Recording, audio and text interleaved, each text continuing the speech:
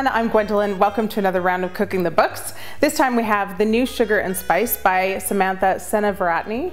You would think it's about chilies and other hot spicy things, but actually it's all about those warm flavors of cinnamon and nutmeg. We are making some All-Edges Brownie Cookies and they are delightful, and let's get started. So the best part of the recipe is that it's super easy and fast. You don't even need beaters. We're just going to start by whisking together the dry ingredients, starting with some flour and cocoa. And then of course, cinnamon. And a lot of cinnamon goes in. It's 2.5 teaspoons.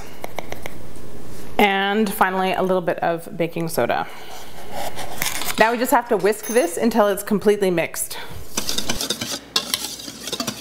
So the next part is that we're gonna cream together some butter and sugar. It's super easy, we're just doing this by hand. So 1/2 cup sugar and 1/4 cup of brown sugar. It's reached a creamy consistency, which means we are ready to put in the eggs. You just wanna mix these in until they're completely incorporated, and do that before adding the second egg.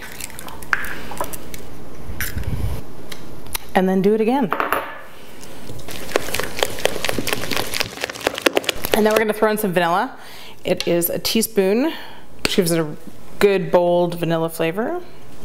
You just wanna mix this until it's all smooth. It doesn't look like it's still a bit broken up. The next thing we're gonna do is chop up some chocolate. This is bittersweet chocolate. It's about 70% cocoa. Also some walnuts, which are already in small pieces, but I just want them to be a little more even. Now it's just a matter of putting everything into the same bowl. First in is our flour cocoa mixture. All right, and then we add all the goodies. We're just gonna fold it really gently because we don't want to overmix the batter. Now that our dough's all done, we're going to scoop it out into little balls and chill it for about 1/2 an hour before they go into the oven. So I like to use my little dough scoop.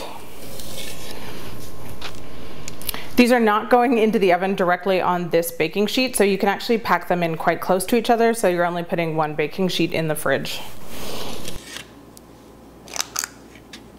Now we just pop them in the fridge for at least 1/2 an hour until they're perfectly chilled.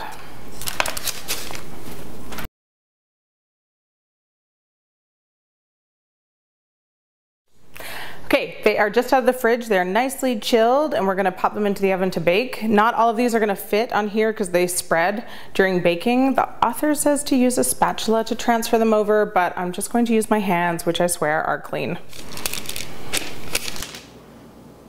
So they're just gonna go in for about 12 to 14 minutes until they're just set.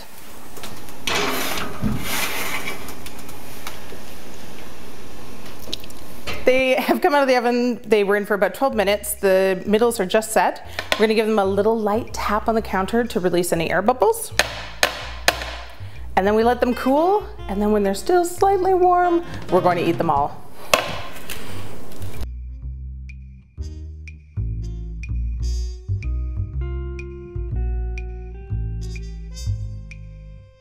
Thanks for watching. You can get the recipe in the article, and I will see you next time.